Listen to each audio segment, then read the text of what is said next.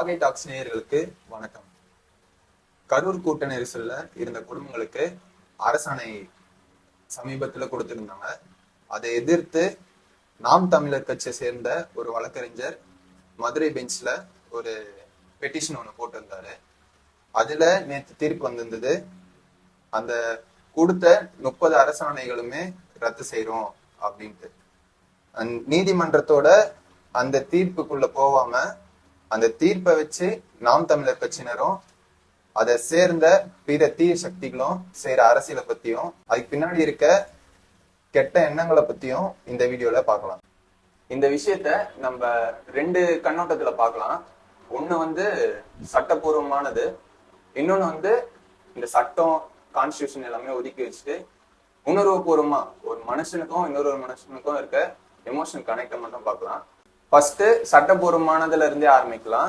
கோர்ட்ல என்ன சொல்லியிருக்காங்க அப்படின்னா, இப்ப இந்த அரசாணைகள் எல்லாமே கான்ஸ்டிடியூஷன் 14/16 மொத்தமாவே எதிரானது. லாஸ் எல்லாருக்குமே ஈக்குவலா இருக்கணும்னு சொல்றது 14/16, அதுக்கு மொத்தமாவே எதிரா இருக்கு அப்படின்ட்டு நீதிபதிகள் சொல்லியிருக்காங்க. ஆனா நம்ம மாநில அரசு என்ன சொல்லியிருக்குன்னா, நாங்க மாநிலத்துக்கு இருக்க எக்ஸிகியூட்டிவ் பவர்ஸ், அதாவது ஆர்டிகல் 162 சொல்றபடி எக்ஸிகியூட்டிவ் பவர்ஸை யூஸ் பண்ணி தான் இந்த அரசாணைகள் எல்லாமே வழங்கியிருக்கும்ட்டு நம்ம மாநில அரசு சொல்லுது. ஃபர்ஸ்ட் இந்த கேஸ் போட்டவங்க யாருன்னு பார்க்கலாம். என்டிகே சார்ந்த திருமுருகன்ற ஒரு வழக்கறிஞர் தான் இந்த பெட்டிஷனை போட்டிருக்காரு. இன்னொரு பெட்டிஷனர் இருக்காரு, முகமதுன்னு அவரு. ஆனா சட்டம் என்ன சொல்லுது? அரசாங்க வேலை வாய்ப்பு சம்பந்தப்பட்ட விஷயங்கள்ல ஒரு 3ஆம் நபரால பொதுநல வழக்கை தொடுக்க முடியாது. இதான் சட்டம் சொல்றது. ஆனா ஒரு 2 பேரால மட்டும் இதுக்கு கேஸ் போடலாம். ஃபர்ஸ்ட் அந்த வேலை வாய்ப்பு பெற்றவங்க, அதாவது யாருக்கு வேலை கொடுத்தோமோ அவங்களுக்கு ஏதாச்சும் ஆட்சேபனை இருந்தா அவங்க சொல்லலாம். 2வது அந்த வேலை வாய்ப்பு கொடுத்ததுனால இன்னொருத்தருக்கு வேலை வாய்ப்பு இழந்தது, என்னோட வாய்ப்பை அவங்க தட்டி பறிச்சிட்டாங்க, இல்ல இங்க ஏதோ முறைகேடு நடந்திருக்கு அப்படின்ட்டு அதால பாதிக்கப்பட்டவங்க வழக்கு தொடுக்கலாம். ஆனா இங்க தொடுத்த 2 பெட்டிஷனருமே அந்த வழக்குக்கு சம்பந்தமே இல்லாத ஒரு 3ஆம் நபர். இப்படி இருக்கும்போது அந்த கேஸ் ஃபர்ஸ்ட் எடுத்துக்கவே முடியாது.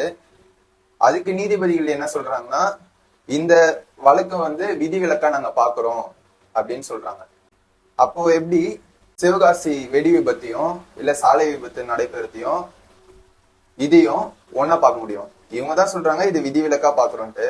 அதே விதிவிலக்கா பார்த்து தானே இப்ப இந்த அரசாணைகள் எல்லாம் வழங்கப்பட்டிருக்கலாம். அப்போ அதுங்க மட்டும் விதிவிலக்கு சரியா வராதா? சரி, நீதிமன்றத்தோட தீர்ப்புக்கு போகாம அது எப்படியும் இன்னைக்கு மேல்முறையீடு பண்ணிருக்காங்க. அது சுப்ரீம் கோர்ட்ல நல்ல தீர்ப்பா வரும்னு நம்புறோம். உங்க எல்லாருக்குமே தெரியும், கொஞ்ச நாள் முன்னாடி விஜய் கரூர் செல்லும் போது அந்த இடத்துல பாத்தீங்கன்னா கேஸ் போட்டாங்க, என்னால போகக்கூடாது, அரசாங்கம் கொடுக்கக்கூடாது சொல்லி கேஸ் எல்லாம் போட்டாங்க. ஸோ அதை எதிர்த்து பாத்தீங்கன்னா மதுரை பெஞ்ச் பாத்தீங்கன்னா அவங்க அவர் போகலாம், நீங்க போயிட்டு நீங்க பார்க்கலாம், அவர் பார்க்கலாம், அலோவ் பண்ண மட்டும் அப்படின்ற மாதிரி கேஸ் போச்சு. அதே மாதிரி அரசாங்கம் வழங்கலாம் அந்த மாதிரி கேஸ் போச்சு. ஆனா நேற்று பாத்தீங்கன்னா அந்த விஜயனா அங்க போய் கொடுத்ததை கேன்சல் பண்ணிட்டாங்க. அதே மாதிரி நீதிமன்றம் பாத்தீங்கன்னா நீங்க அவங்க ஸ்கில் டெவலப்மெண்ட் பண்ணலாம் அப்படின்ற மாதிரிலாம் சொல்லியிருக்காங்க. அந்த விவாதத்துல பாத்தீங்கன்னா இங்க இருக்க இஷ்யூ என்னன்னா, இப்ப ஸ்கில் டெவலப்மெண்ட் கொடுக்கலாம், பிரச்சனை இல்ல. ஸ்கில் டெவலப்மெண்ட் கொடுக்கலாம், அவங்க ஆண்டர்பிரினர் ஸ்கில்ஸ் டெவலப் பண்ணலாம், எல்லாமே பண்ணலாம், கரெக்ட். ஆனா இப்ப ஒரு பிசினஸ் ஸ்டார்ட் பண்றோம் அப்படின்னா அது பூம் ஆகிறதுக்கு எவ்வளவு நாட்களாகவும் வருஷங்களாகலாம். அது வரைக்கும் அந்த குடும்பங்களோட நிலை என்னது, அந்த குடும்பங்களை யார் பார்த்துப்பா?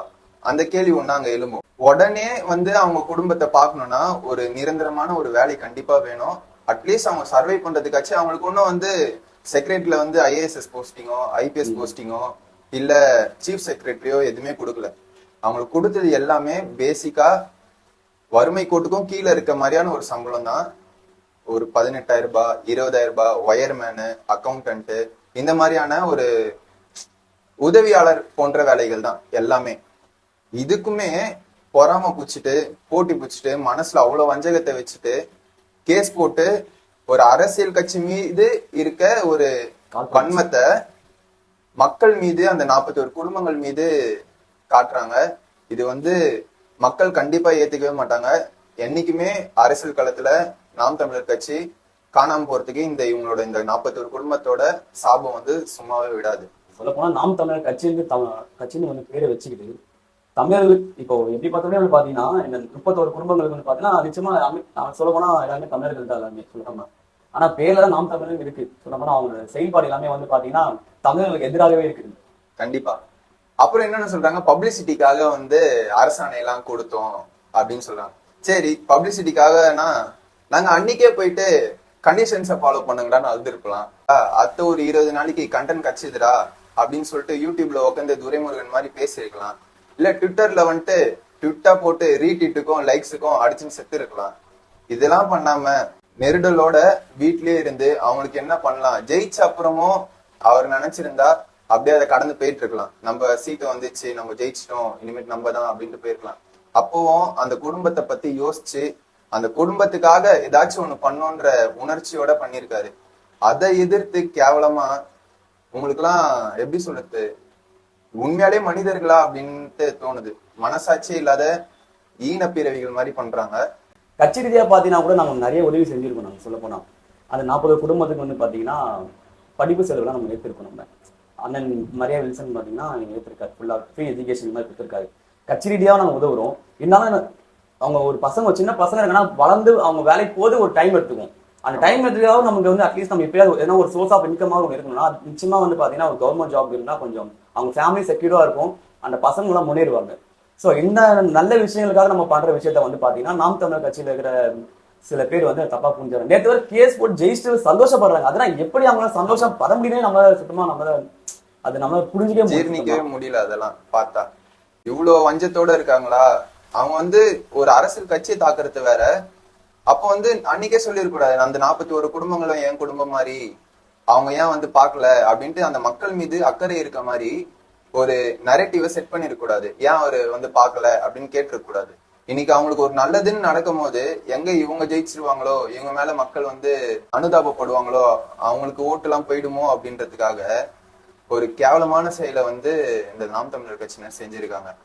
சரி, இவங்க சொல்ற மாதிரியே நாங்க ஓட்டு அரசியலுக்காக இந்த அரசாணை எல்லாம் கொடுத்துருக்கோம் அப்படின்னே வரலாம். கரூர் மாவட்டத்துல 2 லட்சம் ஓட்டு கிட்ட இருக்கு. இந்த 2 லட்சம் ஓட்டு இந்த 41 குடும்பங்களுக்கு கொடுக்குற அரசாணையால நீங்க சொல்ற மாதிரி பொதுமக்களுக்கு எல்லாம் வாய்ப்பு தட்டி பறிக்கப்படுது அப்படின்னா இந்த 41 குடும்பங்களுக்கு தான் அரசாணை வெளியிடுறோம். அப்போ மீதி இருக்க 2 லட்சம் பேர்ல எவ்வளவு பேர் எங்களுக்கு அகேன்ஸ்டா இருப்பாங்க, எவ்வளவு பேர் எங்களுக்கு எதிராக யோசிப்பாங்க? நீங்க சொல்ற வாக்காது தானே, பொதுமக்கள் பிரதிநிதியான நாங்க வழக்கு போட்டிருக்கோம், அவங்களுக்கு இதுவா தானே நாங்க செயல்படுறோம் அப்படின்னு சொல்றீங்க. அப்ப எங்களுக்கு வந்து ஓட்டு தான் வராது. நீங்க சொல்ற கான்செப்ட் படி பார்த்தா எங்களுக்கு ஓட்டு வரக்கூடாது தானே. நாங்க ஏன் ஓட்டு அரசியல் பண்ணோம்? நீங்க ஓட்டு அரசியல் பண்றோம்னு சொன்னீங்கன்னா அப்ப எங்களுக்கு அந்த 41 குடும்பத்தோட ஓட்டு மட்டும் தானே வரும் அரசாணை வெளியிட்டா. அது எங்களுக்கு எதிரானது தானே. அந்த எதிரானதை நாங்களே பண்ணுவோமா? இது வந்து முழுக்க முழுக்க உணர்ச்சி பூர்வமானது. ஒருத்தங்க நம்மள பார்க்க வந்து எதிர்பாராத விதமா ஏதோ ஒரு சூழ்ச்சியால ஏதோ ஒரு சதியினால இறந்து போறாங்க. எல்லாமே அதுல குழந்தைங்க, பெண்கள், இளைஞர்கள்னு நிறைய பேர் இருக்காங்க. அவங்க குடும்பத்தோட சூழ்நிலையை கருதி இந்த அரசாணையை கொடுத்தா அதுக்கு எதிராக போயிட்டு இவ்வளவு கேவலமா ஒரு வெற்றியை பெற்று அதை கொண்டாடுவாங்கன்ட்டு கொஞ்சம் கூட நாங்க எதிர்பார்க்கவே இல்லை. அந்த 31 பேருக்கும் நம்ம வேலை வாங்கி கொடுத்ததுல வந்து கரூர் மக்களே வந்து ரொம்ப சந்தோஷப்பட்டாங்க. சரி, ஓகே, இந்த மாதிரி போய் நடங்கல, இந்த மாதிரி எங்களுக்கு ஆச்சு ஸோ அப்படின்னு சொல்லி அவங்க ரொம்ப சந்தோஷப்பட்டாங்க. ஆனா வந்து பாத்தீங்கன்னா இவங்க வந்து இப்ப மக்களே அங்க இருக்கிற மக்களே வந்து ரொம்ப கோவத்துல இருக்காங்க. ஏன் இந்த மாதிரி வந்து இந்த மாதிரி ஒரு தேவையில்லாத ஒரு விஷயங்களை ஏன் தேவையில்லாத விஷயங்களை எதுக்கு இந்த மாதிரி கொண்டு வராங்க நாம் தமிழர் கட்சிகள் அப்படின்னு சொல்லி கூட அவங்க ரொம்ப கோவப்படுறாங்க. மக்களோட உணர்வு புரிஞ்சிக்காத ஒரு கட்சி வந்து என்னைக்குமே கொள்கை ரீதியா ஜெயிக்கவும் முடியாது, என்னைக்குமே வென்ற சரித்திரமும் இல்லை. சரி, உண்மையாவே இவங்க வந்து இளைஞருக்காக இந்த நிறைய பேர் எக்ஸாம் எழுதிட்டு வெயிட் பண்றாங்க, அவங்க எல்லாம் என்ன ஆவாங்க, அவங்க வாழ்க்கையெல்லாம் என்னது, அவங்க உழைப்புலாம் என்ன ஆகுது அப்படின்ட்டு அக்கறைப்பட்டா, உண்மையா அக்கறைப்பட்டா, கடந்த காலங்கள்ல டிஎன்பிஎஸ்சில எவ்வளவு முறைகேடு நடந்தது, அப்போ இளைஞர்களோட வாய்ப்பு எவ்வளவு தட்டி பறிக்கப்பட்டது, எவ்வளவு வாட்டி காசு வாங்கிட்டு அவங்களுக்கு தேவையான, அவங்களுக்கு சாதகமான அவங்களுக்கு மட்டும் வேலை வாய்ப்பா வழங்கினாங்க, ஆர்டர்ஸை வழங்கினாங்க. அப்பெல்லாம் வந்து உண்மையா உழைக்கிற இளைஞர்கள் பத்தி உங்களுக்கு அக்கறை வரலையா? இல்ல 800 கோடி ஊழல் அடிச்சுட்டு நகராட்சியில அரசாணை கொடுக்கும் போது அதை எதிர்த்து கோர்ட்டுக்கு போனாங்களா? இல்ல நிறைய பேர் வேலை வாய்ப்பு போகுது, அவங்களுக்காக நாங்க குரல் கொடுப்போம், ரெகுலரா எக்ஸாம் நடத்தியே ஆகணும், வேக்கன்ட் போஸ்ட ஃபில் பண்ணியே ஆகணும்ட்டு குரல் கொடுத்தாங்களா? சண்டை போட்டாங்களா? போராடினாங்களா? களத்துக்கு வந்தாங்களா? எதுவுமே பண்ணல. இப்ப மட்டும் கரூரை வச்சு அரசியல் பண்ணோம். ஏன்னா இவங்க எப்படி வந்த உடனே 2 வருஷத்துல ஆரம்பிச்சாங்க, மாநாடு நடத்தினாங்க, கேண்டிடேட் போட்டாங்க, ஜெயிச்சாங்க. நம்ம இத்தனை வருஷமா இருக்குமே மக்கள் நம்மள ஏத்துக்கலையே அப்படின்ட்டு உங்களுக்கு ஒரு வைத்தெரிச்சல். கரெக்டா? உங்களுக்கு ஏன் ஓட்டு போட்டு ஜெயிக்க மாட்டாங்கன்னா நீங்க இப்படி இருக்கிறதுனாலதான். மக்களுக்காக பேசுங்க, மக்களுக்காக நடங்க. உங்களுக்கு திருநீதி வந்துதா, பெட்டி கை மாறுச்சா அப்படின்றத மட்டும் பார்க்காம நீங்க என்னைக்கு மக்களுக்காக பேச ஆரம்பிக்க போறீங்களோ அன்னைக்குதான் நீங்க மக்கள் மத்தியில வெல்ல முடியும், ஆட்சியில அமர முடியும். இனிமேட்டு அதுக்கு வாய்ப்பு இல்லை. அதனால அட்லீஸ்ட் சாபத்தை சம்பாதிக்காம நல்ல பேரை சம்பாதிச்சுட்டு போனா நல்லதுன்னு நினைக்கிறேன். ஏன்னா டிஎன்பிஎஸ்சியில் வந்து பார்த்தீங்கன்னா பசங்க நல்லா கஷ்டப்பட்டு படிப்பாங்க, அவங்களுக்கு வந்து எக்ஸாம் எழுதி பாஸ் ஆகணும் அப்படின்னு நினைச்சிருக்காங்க. ஸோ அதே அந்த பசங்களுக்காக நம்ம பேசுகிற மாதிரி இருந்தாலுமே வருஷம் வருஷம் வந்து கிளியராக பார்த்தீங்கன்னா டிஎன்பிஎஸ்சி வந்து நோட்டிஃபிகேஷன் விடணும். ஆனால் அந்த மாதிரி கடந்த ஆட்சியில் வந்து விடவே இல்லை. சொல்லப்போனால் வந்து கரெக்டாக ஃபில் பண்ணவே இல்லை. சொல்லப்போனால் நிறைய கவர்மெண்ட் ஜாப்ஸ் அப்புறம் வேகன்சி இன்னும் அதிகமாக இருக்குது, ஆனால் இன்னும் ஃபில் பண்ணல. கடந்த காலங்கள்ல நடந்த பணி ஆணைகள் பத்தி இப்போ விவாதிக்கலாம். அரசு பணி ஆணைகள் சரிங்களா? இதே மாதிரி ஈவெண்ட் வந்து ஆல்ரெடி தூத்துக்குடி துப்பாக்கி சூடுல வந்து நடந்துச்சு. அதுல இறந்த குடும்பங்களுக்கு அரசாணை கொடுத்திருந்தாங்க. இன்னொரு வழக்கு பாத்தீங்கன்னா மதுரை லீலாவதி கொலை வழக்கு. அதுலயும் வந்து கருணை அடிப்படையில ஆர்டர்ஸ் வந்து கொடுத்திருந்தாங்க. அதை வந்து நேற்று நீதிபதிகள் வந்து பேசும்போது இந்த 2 வழக்கையும் நாங்க விதிவிலக்கா பாக்குறோம் அப்படின்ட்டு குறிப்பிட்டு இருந்தாங்க. சரி, இது ரெண்டுமே விதிவிலக்கா பாக்குறாங்கன்னா இந்த ஸ்டாம்பேடையும் விதிவிலக்கா பாக்கலாமே, ஏன் இது மட்டும் அரசியலா ஆக்கணும் அப்படின்னு நினைக்கிறாங்களா இந்த நாம் தமிழர் கட்சியினர்? கடந்த ஆட்சியில கள்ளச்சாராயத்தால இறந்திருந்தாங்க. அவங்களுக்கு வந்து 10 லட்ச ரூபாய் அரசு நிதி உதவி பண்ணுச்சு. ஓகேவா? அதே மாதிரி அஜித்குமார் கொலை வழக்குக்கு வருவோம். அஜித்குமார் காவலாளியால ஒரு கொலை வழக்கு காவலர்களால செய்யப்படுது. அதுக்கு வந்து அரசோட நிதி உதவி 2 லட்ச ரூபாய். உங்களோட அரசு காவலர்கள் அஜித்குமார்ன்ற நபரை அடிச்சு கொண்டுறாங்க, அதுக்கு 2 லட்ச ரூபாய். ஒருத்தர் தெரிஞ்சே கள்ளச்சாராயம் குடிச்சா சாவும் அப்படின்னு தெரிஞ்சே வந்து கள்ளச்சாராயத்தை குடிச்சு அவர் இறந்தாருன்னா அவருக்கு 10 லட்ச ரூபாய். இங்கே இந்த வேறுபாடு. உங்க அரசு மேல இருக்க தவறு வந்து வெளியே தெரியக்கூடாது, அதுதானே? அங்க வந்து இந்த கேள்வி எழுப்பி இருக்கலாம்ல, ஏன் இவங்க 10 லட்ச ரூபாய் தராங்க அப்படின்ட்டு. இவங்க இப்ப என்ன சொல்றாங்கன்னா தூத்துக்குடி துப்பாக்கி சூடும் ஒரு நடிகரை பார்க்க வந்து இறந்தவங்களும் ஒன்னா, போராட்டம் பண்ணவங்களும் ரசிகரின் மனப்பான்மையில வந்த 2 பேரும் ஒன்னா. ரெண்டுமே உயிர் தான் ஃபர்ஸ்ட், அதுல எந்த வேறுபாடும் இல்ல, அந்த எந்த மாற்று கருத்தும் இல்ல. சரிங்களா? இப்போ தூத்துக்குடி துப்பாக்கி சூடுல வந்து யாரோட தப்பு? அங்க ஒரு அரசோட தப்பு. அரசு வந்து ஒரு ஆர்டரை கொடுக்குது, அதனாலதான் அவங்க துப்பாக்கி சூடு நடத்துறாங்க, அதனால இறந்து போறாங்க. அப்ப அது அரசோட தப்பு. இங்க ஸ்டாம்பேட்ல நடந்தது யாரோட தப்பு? ஒரு அரசு ஒரு ஸ்டாண்டர்ட் ஆப்ரேட்டிங் ப்ரொசீஜரை தராதனால ஏற்பட்ட விபத்து. அது எஸ்ஓபியை ஒழுங்கா தராம, ஒரு சரியான பாதுகாப்பு தராம இறந்த ஒரு நிகழ்வு அது. அப்போ அவங்களுக்கு தரத்துல என்ன பிரச்சனை இருக்கு? தரலாமே, தாராளமே தரலாமே, எந்த பிரச்சனையும் இல்லை. அதாவது பாத்தீங்கன்னா முந்தைய அரசு பண்ண பேர் விபத்துனால பாத்தீங்கன்னா நம்ம அரசு வந்து பாத்தீங்கன்னா கொடுத்துருக்காங்க. அதுக்காக எல்லாருமே வந்து சந்தோஷம் தான் படணும்.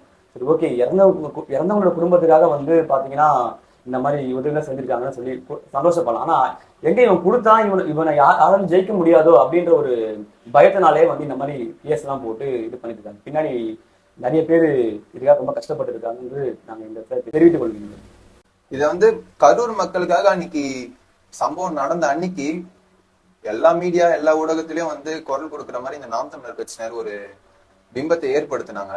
ஆனா இன்னைக்கு வந்து அந்த மக்களுக்கே தெரிஞ்சிருக்கும், ஆல்ரெடி தெரியும், இப்போ ரொம்பவே தெரிஞ்சிச்சு. இவங்களோட முகமூடி எல்லாமே அவிழ்ந்து ஒரு மாதிரி கேவலமான செயல் இது. அந்த மக்களுக்கு மட்டும் இல்ல, மொத்த தமிழ்நாட்டு மக்களுமே இவங்க மேல வந்து வெறுப்போட தான் இருக்காங்க. இவ்வளோ கீழ்த்தரமா இறங்கி ஒரு கேவலமான அரசியலை செய்யணும்ட்டு எந்த அரசியல் கட்சிக்குமே ஒரு தேவை இருக்கான்னு தெரியல. இப்ப வந்து தேர்தல் அரசியல் பண்ணாலுமே இதெல்லாம் ஒரு மலினமான அரசியல். இதை வந்து ஊக்குவிக்கவே கூடாது. ஒரு 41 குடும்பத்துக்கு வந்து நல்லது நடக்குது, அது வந்து அரசியலா மாத்தணும்னு நினைச்சு இப்ப அதை வந்து அரசியலா மாத்துறாங்க. அந்த 41 குடும்பங்களுக்கு நடக்கிற அநீதியா தான் நான் இதை பாக்குறேன். இந்த விஷயத்த ஒரு நிமிஷம் கண்ண மூடி யோசிச்சு பாருங்க. அந்த 41 குடும்பங்கள்ல நம்மளோட அம்மா, நம்மளோட தம்பி, நம்மளோட அண்ணன், இல்ல நாம் தமிழர் கட்சியோட சேர்ந்த உறுப்பினர்கள், இல்ல அந்த உறுப்பினர்களுக்கு வேண்டியப்பட்டவங்க யாரோ ஒருத்தவங்க இருந்து இந்த அரசாணைய வெளியிட்டு இருந்தா இதே மாதிரி இந்த நாம் தமிழர் கட்சி கல் நெஞ்சமா செயல்பட்டு இருக்குமா? இல்ல இல்ல எங்க அம்மா அப்பாவா இருந்தாலும் அதே சட்டம் தான் சரிப்படும். இது சட்ட ரீதியாவும் இது சரின்னு முழுக்க சொல்லிட முடியாது. கண்டிப்பா இதை மேல்முறையீடு பண்ணி இதை ஸ்டே வாங்கி அந்த மக்களுக்கு உண்மையான நீதிய நிலைநாட்டும்ட்டு தாவேக கண்டிப்பா நம்புது. ஆனா இந்த மாதிரி அரசியலை மாத்திக்கணும்னு கண்டிப்பா நாம் தமிழர் கட்சின்னு இருக்கும்.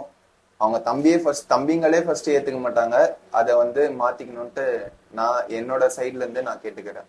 ஸோ கண்டிப்பா பாத்தீங்கன்னா தமிழக வெற்றி கழகம் பாத்தீங்கன்னா கண்டிப்பா இந்த விஷயத்த உச்சநீதிமன்றம் வரைக்கும் போயிட்டு நாங்க வெற்றி பெறுவோம்னு நாங்க எதிர்பார்க்கிறோம்.